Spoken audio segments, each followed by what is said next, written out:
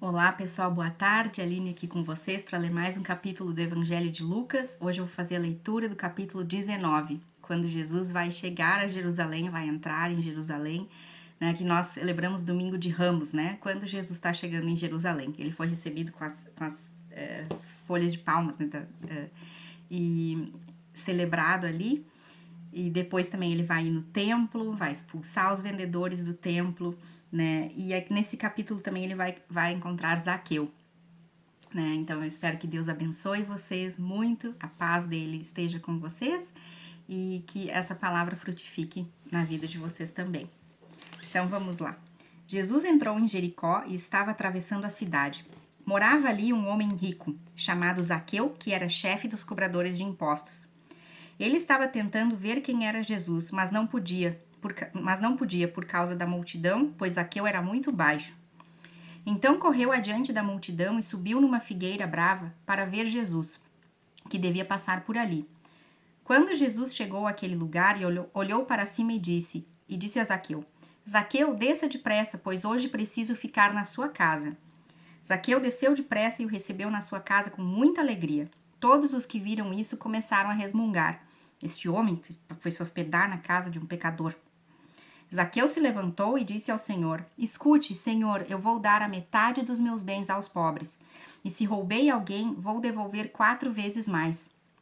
Então Jesus disse: Hoje a salvação entrou nesta casa, pois este homem também é descendente de Abraão. Porque o Filho do Homem veio buscar e salvar quem está perdido. O legal, assim, dessa história, assim, quando ficam resmungando, né, e como odeiam Zaqueu também, né, por que eles odiavam tanto os coletores de impostos? Eu mencionei isso ontem, né, por serem judeus e terem se bandeado pro lado dos romanos para cobrar os impostos, e não só isso, né, mas como na lei eles tinham permissão para cobrar a mais taxas, né, e tudo, só que muitos abusavam disso, né, então eles estavam oprimindo o seu próprio povo. E não só os impostos dos romanos sozinhos já eram pesados, né? Então eles colocavam mais taxa em cima para encher o seu próprio bolso, né? E Zaqueu era o chefe de todos os cobradores de impostos, né? Então odiavam ele mais ainda. Aquilo que ele diz que vai fazer, né? Já seria uma doação generosa para a época, assim, uma família que doasse 1/5 das suas posses a quem tinha necessidade. Ele vai doar metade, né? E a restituição normal, no caso de roubo, assim, seria 20%, né? Ele vai restituir 4 vezes mais. Isso que tá lá em Levíticos, capítulo 5, versículo 16. Então aí mostra que o caráter dele antes era bem comprometido, né? Bem comprometido, assim, o tamanho da restituição do que ele se arrepende e que ele quer fazer. E a sua salvação, esse seu arrependimento, se transformou em ação, né? Que é o que Jesus pede de nós no seu evangelho. E os apóstolos depois vão escrever nas suas cartas, e Paulo vai falar tanto em Gálatas tudo sobre os frutos do Espírito, né? Nós temos que dar frutos, e não só assim de nos transformarmos, de sermos pessoas boas, né? Mas na parábola que a gente vai ver em seguida sobre as 10 moedas de ouro, né? Também de dar frutos no sentido, assim, de compartilhar a nossa fé. Tá? Eu vou chegar lá. E tem duas coisas aqui nessa última parte, no versículo 9, quando ele diz ele é descendente de Abraão. Por que irritava os judeus na época, né, e os fariseus e quem estivesse por ali, né, de ter que reconhecer que Zaqueu era um deles, né, era um bandiado, pro outro lado, do lado dos romanos, mas de ter que reconhecer, ele também é filho de Abraão, né, porque o Filho do Homem veio buscar e salvar quem está perdido, no versículo 10. Então, o que quer dizer é que os filhos de Abraão, os descendentes de Abraão, os judeus, também podem se perder. E eles queriam achar que não, nós não nos perdemos, nós somos bonzinhos, nós cumprimos todos os rituais e as coisas da lei, como nós somos bons, estamos próximos de Deus, não, né, estavam longe que não podia mais, né? Então, assim, como assim dos nossos pode se perder, né? E de ver que a genealogia, naquela época, acreditava, eles tinham essa confiança, assim, de que a minha genealogia me salva. Não, Jesus está mostrando aqui que não salva, né? E de ter que reconhecer que sim, um judeu pudesse estar perdido. Como assim? Né? Ah, agora Jesus vai ter que me salvar? Jesus que se mistura com a rafuagem, com o pecador, né? Então, Jesus dá, assim, coloca os pingos nos is de novo, né? Assim, eu vim para os que estão perdidos, não para os que estão se achando que tá tudo certo, que são bons, que estão acima dos outros, né? Que não têm sede e fome de justiça, estão sentados no dinheiro e não fazem nada, né? Por um próximo.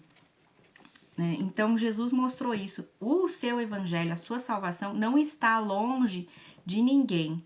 Né? Assim como a família de uma pessoa não pode salvá-la, né? Ah, mas meu pai e minha mãe são crentes. A salvação é sua, não interessa que eles são crentes. Você tem que o seu coração tem que chegar ao autoexame, ao arrependimento e procurar Jesus. A sua família não pode fazer nada. Né? Assim como achar que quem está fora da igreja, quem não é evangélico, tá? Se alguém lá, assim, não, mas aqueles ali são católicos, aqueles outros lá são espíritas, aquela ali vai em terreiro, outra lá é cartomante, aquela família ali são ateus. Não quer dizer que ninguém dali possa ser salvo? Não quer dizer, né? Que é o que Jesus está mostrando aqui na casa de Zaqueu, onde ele foi, né? A salvação chegou na sua casa. Né? Então não julguemos assim quem pode, quem não pode ser salvo, né, pelo passado de alguém. Zaqueu aqui era um podre e foi salvo e se arrependeu, né? Então isso que Jesus nos mostra. E agora vamos ver com as 10 moedas de ouro a questão também de como nós darmos frutos, né? Então do versículo 11 ao 27. Jesus contou uma parábola para os que ouviram o que ele tinha dito. Agora ele estava perto de Jerusalém e por isso eles estavam pensando que o reino de Deus ia aparecer logo. Então Jesus disse: certo homem de uma família importante foi para um país que ficava bem longe, para lá ser feito rei e depois voltar. Antes de viajar, chamou 10 dos seus empregados, deu a cada um uma moeda de ouro e disse: vejam o que vocês conseguem ganhar com este dinheiro, até a minha volta. Acontece que o povo do seu país o odiava e por isso mandou atrás dele uma comissão para dizer que não queriam que aquele homem fosse feito rei deles. O homem foi feito rei e voltou para casa. Aí mandou chamar os empregados a quem tinha dado o dinheiro para saber quanto haviam conseguido ganhar. O primeiro chegou e disse: patrão, com aquela moeda de ouro que o senhor me deu, eu ganhei 10. Muito bem, respondeu ele. Você é um bom empregado e porque foi fiel em coisas pequenas, você vai ser o governador de 10 cidades. O segundo empregado veio e disse: patrão, com aquela moeda de ouro que o senhor me deu, eu ganhei 5. Você vai ser o governador de 5 cidades, disse o patrão. O outro empregado chegou e disse: patrão, aqui está a sua moeda. Eu a embrulhei num lenço e a escondi. Tive medo do senhor porque sei que é um homem duro que tira dos outros o que não é seu e colhe o que não plantou. Ele respondeu: você é um mau empregado. Vou usar as suas próprias palavras para julgá-lo. Você sabia que sou um homem duro, que tiro dos outros o que não é meu e colho o que não plantei. Então por que você não pôs o meu dinheiro no banco? Assim, quando eu voltasse da viagem, receberia o dinheiro com juros. E disse para os que estavam ali: tirem dele a moeda e deem ao que tem 10. Eles responderam: mas ele já tem 10 moedas, patrão. E o patrão disse: eu afirmo a vocês que aquele que tem muito receberá ainda mais, mas quem não tem, até o pouco que tem será tirado dele. E agora tragam aqui os meus inimigos, que não queriam que eu fosse o rei deles, e os matem na minha frente.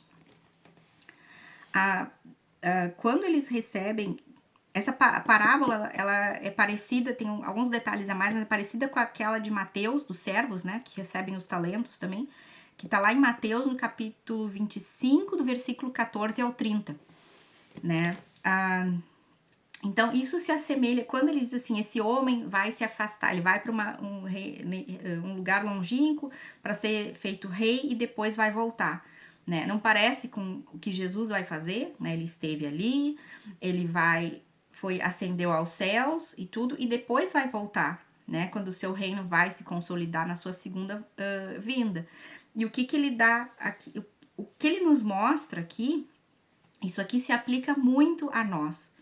Enquanto Jesus não volta, como nós vamos viver? Como nós vamos multiplicar, né? E o que ele nos deu? Quais são as riquezas que ele nos deixou? A sua palavra, os dons das pessoas, dons espirituais, dons até que não são espirituais, mas que as pessoas têm facilidade, coisas que as pessoas têm facilidade de fazer, né? Daqui a pouco uma senhora lá que é super cozinha bem e tudo, né? Pode ser que não trabalhe num restaurante com a estrela Michelin, mas ela é mão na massa para fazer quando tem um almoço na igreja, quando vão fazer sopa para distribuir para as pessoas na rua, né?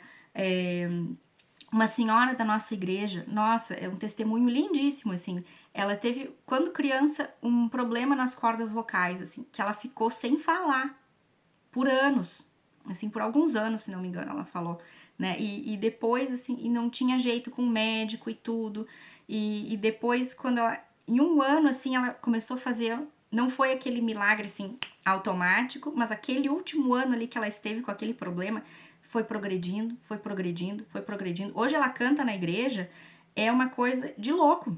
Assim, a voz dela é uma maravilha, é incrível, assim. E o pai dela disse assim, minha filha, a sua voz, né, é para cantar pro Senhor, assim. E ela canta com amor, com um coração, assim, com uma emoção, ministra. E ela tem dificuldade para falar inglês, assim, mas quando ela fala alguma coisa, ela dá uma mensagem, ela convida as pessoas a louvar e tudo. É muito lindo. Então, ela recebeu um dom e o que ela faz? Ela contagia as pessoas com aquele dom, né? Pessoas que têm facilidade em ministrar, em pregar, né?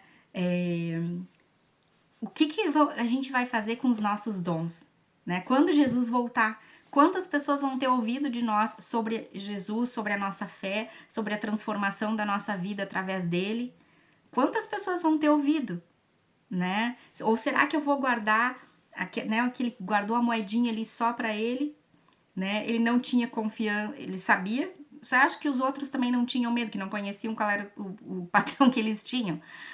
Também tinham, mas ele só pensou nele. Esse aqui que guardou a moeda, ele só pensou nele. Eu vou salvar o meu lado, né? Não ter confiança no reino. Ele vai ser rei e tudo assim. O que eu vou ganhar com isso? Vai que não dá certo. E se ele não voltar, ainda não falei para ninguém dessa moeda, fica para mim, né? Então, ele era realmente egoísta, assim. E quando ele afirma assim, né, aquele que tem muito receberá ainda mais, assim, o que nós fazemos com os dons que Deus nos dá, né? E quem procura a sua palavra, né, acho que o maior presente assim que Deus nos deu, o maior presente que Deus nos deu é a sua palavra, né? Então eu vou ficar com ela só para mim ou não, né? E mas eu não entendo. Eu também não entendia, não, assim, agora sim eu falo assim, mas eu ainda olho as notas, olho em bíblias diferentes, vou procurar no Google, será que eu entendi isso direito? Vou perguntar, Deus se mostra para quem tá interessado, ele se mostra. E aí a gente vai entendendo um pouquinho mais, vai entendendo um pouquinho mais e caminhar junto com as outras pessoas, né? Faz uns 2 anos e meio, assim, a gente começou a frequentar regularmente o estudo bíblico, né? Isso fez toda a diferença, né? Congregar, estar junto com as pessoas, os sermões da igreja, o estudo bíblico e tudo, conversar no dia a dia com as pessoas, assim, que também creem em Jesus. A gente não pode estar isolado, né? Que tantos dizem assim, eu tenho Deus, eu acredito em Deus, eu não tenho, é a igreja que é o meu problema, assim. Isso é um engano, gente. Vocês não têm o pulo que a nossa fé dá, que a nossa maturidade como cristãos dá no momento que nós estamos cercados por outros cristãos sérios, dedicados, tá? Não tô falando de igreja assim que é o teu dinheiro, tá? Não tô falando disso. Tô falando de cristãos, assim, genuínos, assim, que se preocupam com a salvação do próximo. A maior preocupação deles é a salvação do próximo. Mas, será que Deus vai me abençoar? Se eu fizer isso, aquilo, outro. Vou conseguir trocar de carro, vou conseguir não sei o que, né? não é isso, não é receita para ganhar coisa aqui no céu, aqui na terra, né? Ficar procurando coisa aqui na terra. Jesus não veio para nos dar receita de como ganhar coisas aqui, né? Então, qual é o servo que a gente vai ser? Qual é o servo que a gente vai ser? E essa parábola, assim, olha, eu vou, tá? Eu vou voltar como rei. E enquanto eu estiver fora, como que a gente vai viver? Como que nós vamos multiplicar essas riquezas maravilhosas que Deus nos dá, né? Saúde, tudo. Assim, como que nós vamos agir? Como que nós vamos viver esse tempo até que Jesus voltar? Né? E quantas pessoas vão ouvir? Quantas pessoas que a gente vai poder dizer assim, nossa, aquela pessoa abriu seu coração para Jesus, mas que seja uma ao longo da nossa vida. Duas ao longo da nossa vida. E deixe que o Espírito Santo faça o resto, né? É melhor que esse aqui que só guardou a moeda original, que só guardou a sua fé para ele mesmo, né? No nosso caso, né? Comparando a moeda de ouro com a salvação que nós recebemos, né?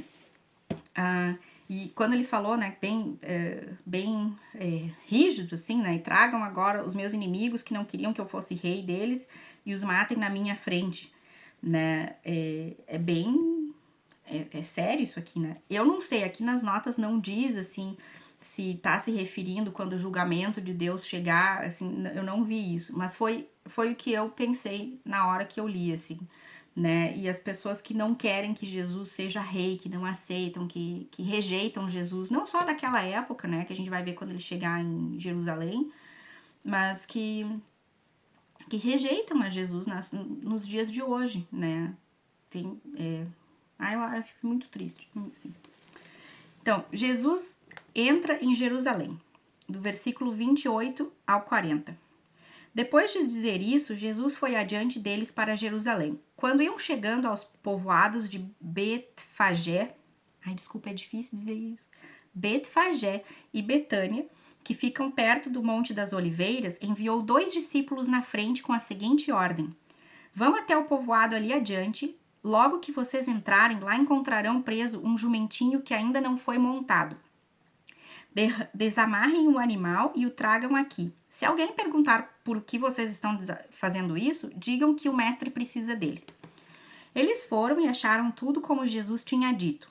Quando estavam desamarrando o jumentinho, os donos perguntaram: por que é que vocês estão desamarrando o animal? Eles responderam: o mestre precisa dele. Então eles levaram o jumentinho para Jesus, puseram as suas capas sobre o animal e ajudaram Jesus a montar. Conforme ele ia passando, o povo estendia suas capas no caminho. Quando Jesus chegou perto de Jerusalém, na descida do Monte das Oliveiras, uma grande multidão de seguidores ia com ele. E eles, cheios de alegria, começaram a louvar a Deus em voz alta por tudo que tinham visto. Eles diziam: que Deus abençoe o rei que vem em nome do Senhor, paz no céu e glória a Deus. Aí alguns fariseus que estavam no meio da multidão disseram a Jesus: mestre, mande que os seus seguidores calem a boca. E Jesus respondeu: eu afirmo a vocês que se eles se calarem, as pedras gritarão. Eu fico empolgada, gente. Eu fico empolgada que agora, né, Jesus está finalmente chegando em Jerusalém. Depois a gente fica triste, né, quando ele é crucificado e tudo, mas na figura, no geral, assim, a gente sabe que ele vai ressuscitar e tudo, mas imagina dizer isso, os fariseus queriam que ele ficasse quieto, que mandasse todo mundo ficar quieto, né, e consideravam isso, as pessoas recebendo ele como rei, né, isso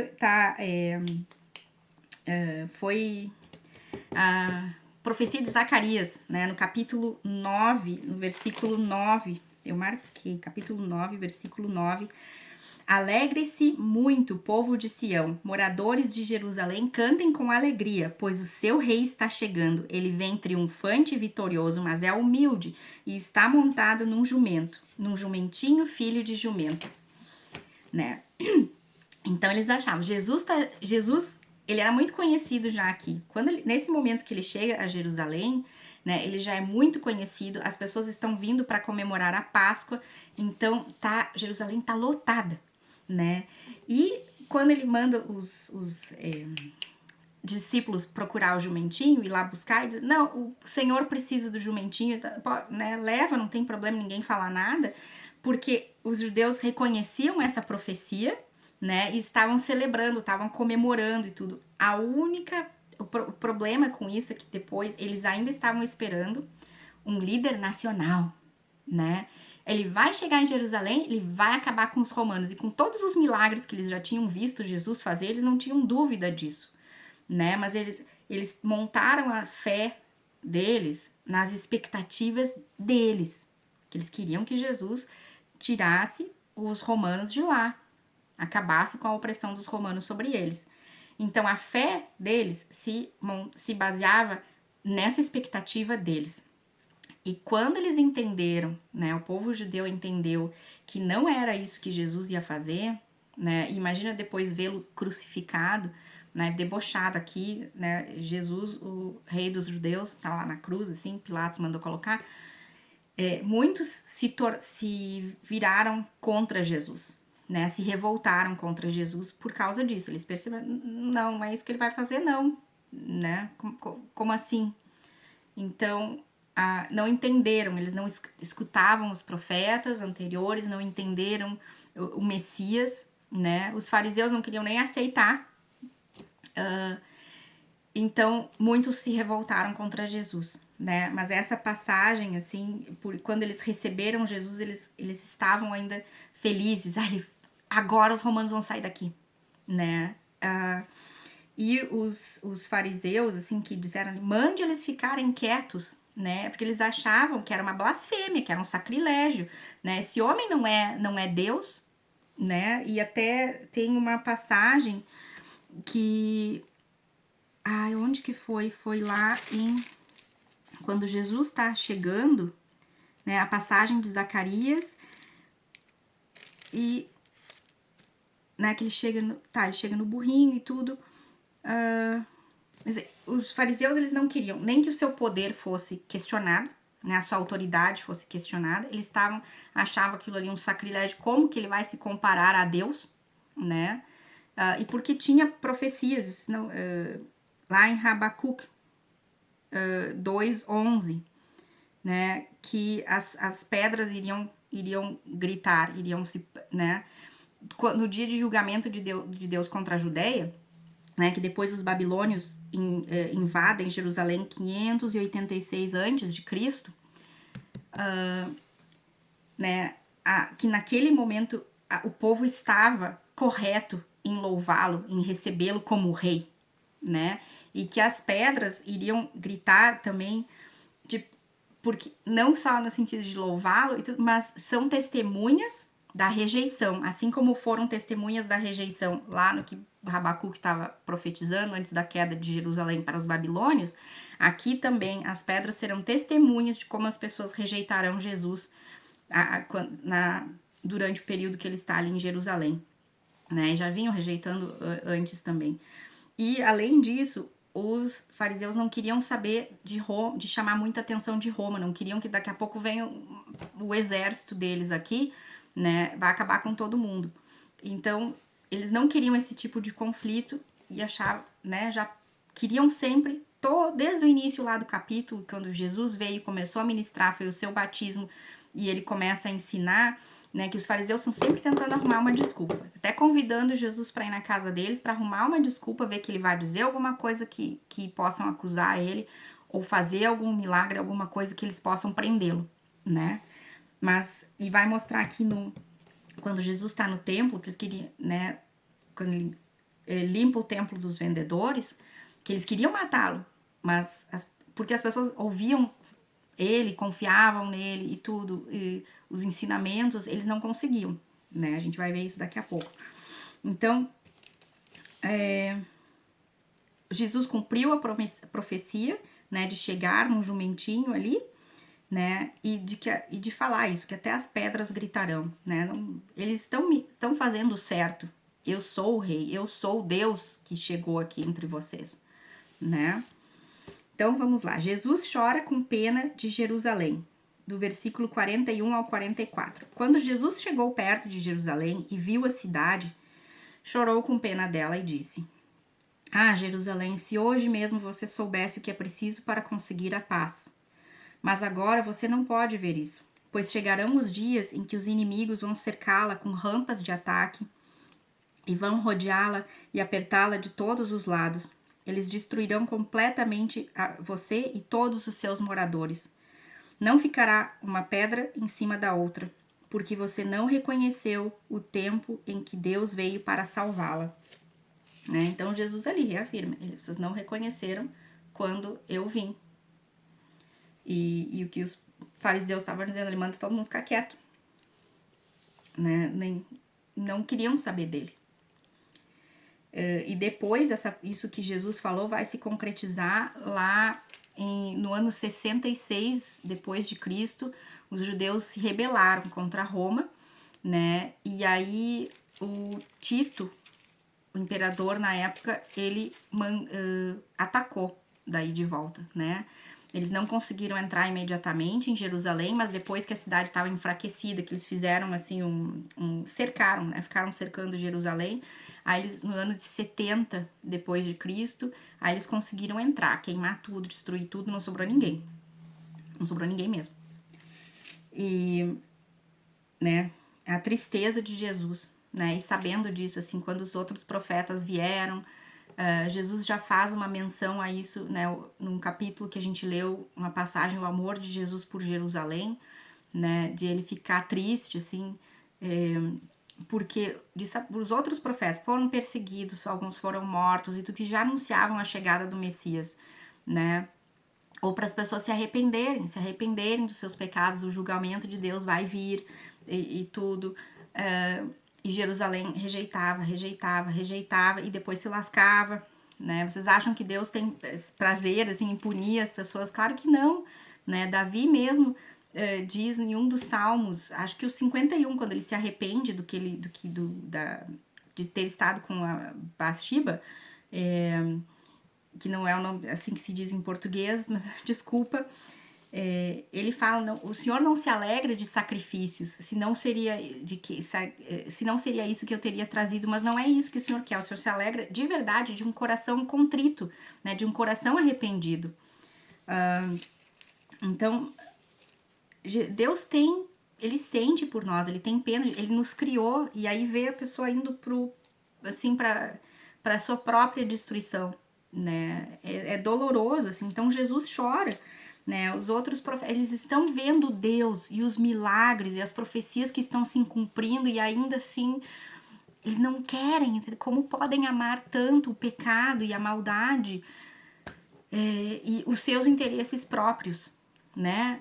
Aquele que olhar para os seus interesses próprios não vai perder a sua vida.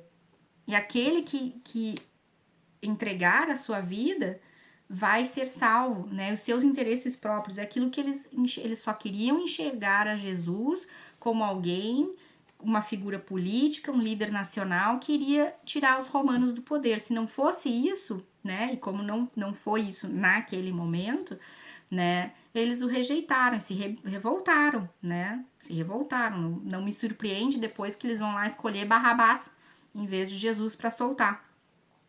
Ai, que tristeza, gente, que coisa. Então, vamos lá. Jesus no templo, do versículo 45 ao 48. Jesus entrou no pátio do templo e começou a expulsar dali os vendedores. E ele lhes disse: nas escrituras sagradas está escrito que Deus disse o seguinte: a minha casa será uma casa de oração. Mas vocês a transformaram num esconderijo de ladrões.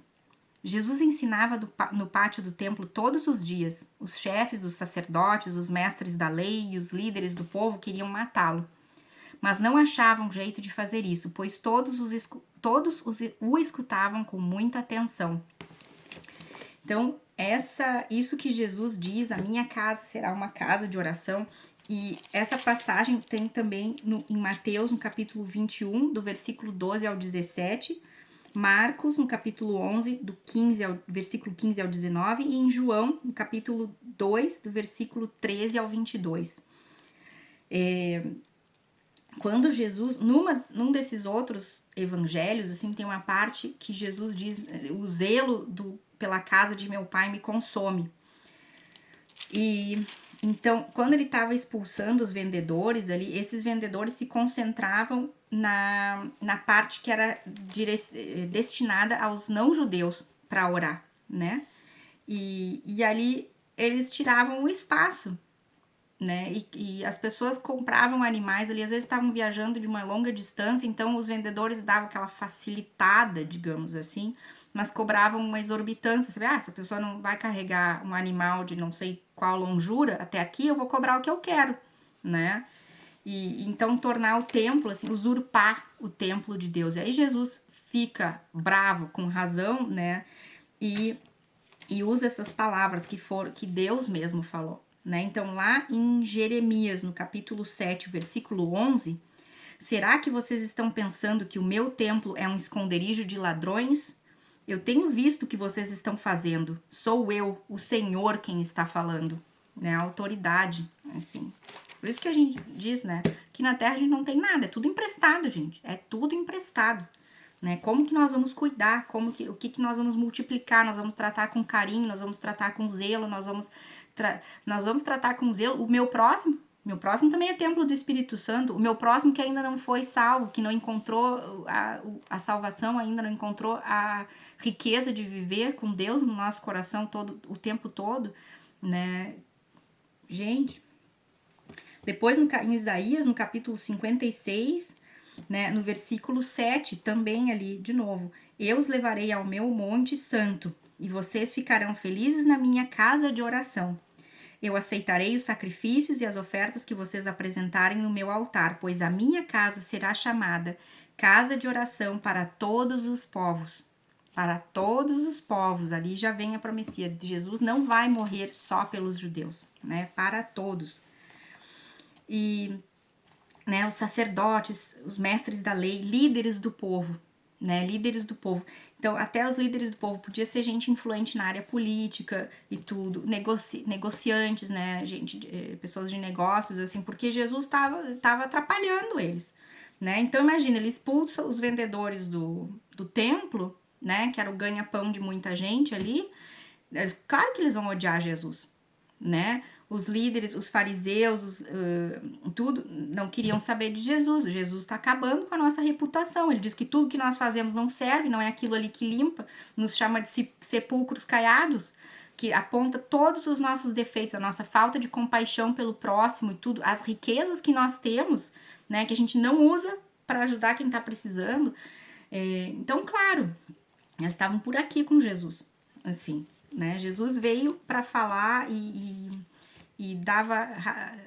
falava pelos pobres, por aqueles que não têm ninguém, né? E veio para salvar os pecadores.